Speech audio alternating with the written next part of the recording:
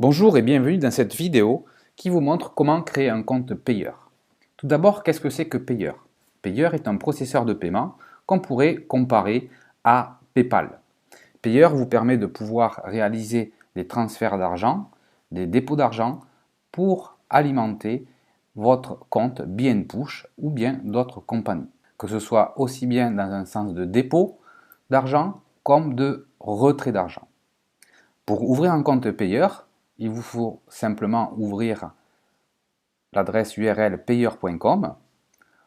Sur la partie supérieure, vous voyez ici un bouton bleu ciel où il y a marqué Sign Up. Cliquez sur Sign Up. Ensuite, remplissez donc l'adresse email qui correspond à votre profil. Ensuite, le code de sécurité que vous voyez apparaître devant vous. N'oubliez pas de cocher donc, et de confirmer que vous acceptez les conditions générales. Et ensuite, cliquez sur le bouton vert Sign Up. Par défaut, selon les ordinateurs avec qui vous naviguez, eh bien, on va vous proposer des mots de passe automatiques. Les mots de passe doivent comporter obligatoirement une majuscule ainsi qu'une minuscule et des chiffres. Je précise, une majuscule au minimum avec des minuscules et des chiffres. Vous voyez que s'il correspond, le pourtour du champ est de couleur verte. Dans le deuxième champ, vous confirmez votre mot de passe. Dans le troisième champ, Secret Word, c'est un mot secret. Alors vous pouvez laisser par défaut celui qui vous est proposé ou bien choisir un mot secret de votre choix. Dans le dernier champ, il est indiqué votre numéro de compte payeur, comme votre numéro de compte en banque, qui sera propre à vous-même. Ensuite, vous cliquez pour confirmer sur le bouton vert Next. Vous pouvez enregistrer le mot de passe si vous le souhaitez. Lorsque vous rentrez pour la première fois sur votre back-office ou bien sur votre espace personnel, vous voyez apparaître ce bandeau jaune qui sera donc masqué pour des raisons de confidentialité, où vous pouvez à nouveau voir apparaître votre numéro de compte, ici présent donc en surlignage, votre mot de passe, le mot secret et le master key. Ces données sont importantes à conserver en lieu sûr. Afin de les valider, vous cliquez sur Done. Ensuite, la prochaine étape est de vérifier votre profil. Pour cela, il suffit de préparer à l'avance une pièce d'identité, donc un passeport ou bien une carte d'identité valide. Je répète, un passeport ou bien une carte d'identité valide. Et procéder donc comme suit. Vous allez cliquer sur le petit engrenage sur la partie supérieure droite de votre écran pour voir apparaître donc profil, information personnelle. Vous allez inscrire votre prénom. Ensuite, dans le champ de droite Last Name, votre nom de famille. Sur le champ Middle Name qui correspond au patronyme, eh bien, vous inscrivez votre patronyme si nécessaire.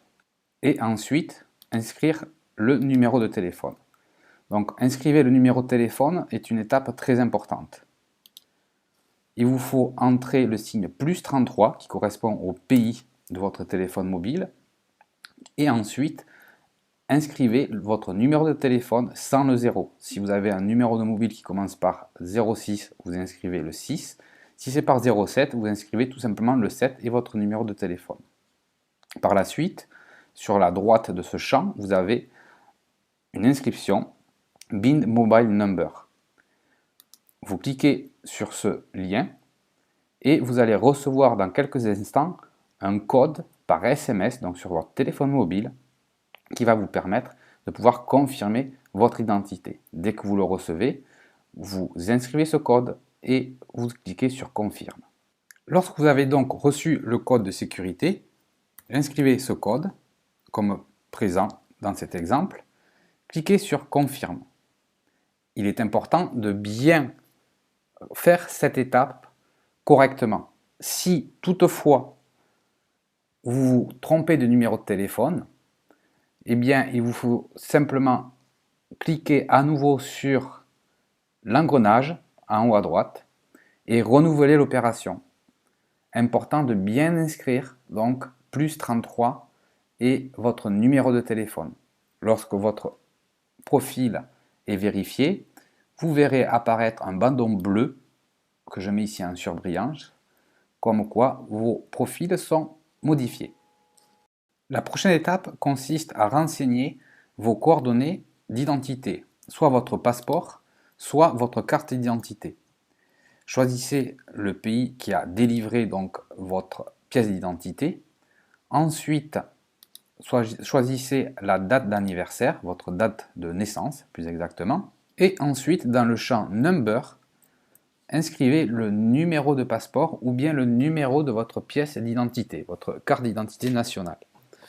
Cliquez ensuite sur le bouton Confirme et encore une fois, vous allez voir apparaître sur le bandeau supérieur en bleu ciel que vos paramètres donc, ont été sauvegardés avec succès.